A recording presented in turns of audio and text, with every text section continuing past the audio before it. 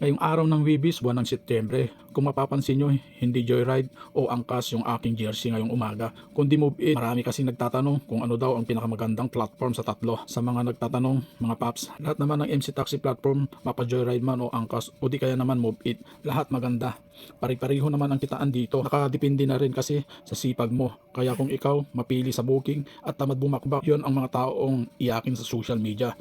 Kaya lahat ng mga baguhan sa larangan ng MC Taxi, ang advice ko lang sa inyo mga paps, para lang ito sa mga baguhan. Para kumita ka at hindi ka masyadong pagod, lumabas kayo ng mga daling araw, mga alas 4 mga paps ko. Kahit hanggang alas 10 lang kayo, tapos uwi ng alas 10 ng umaga, tapos bumalik ulit kayo ng mga alas 3, kahit hanggang alas 10 kayo ng gabi, ox na okay na yon mga paps.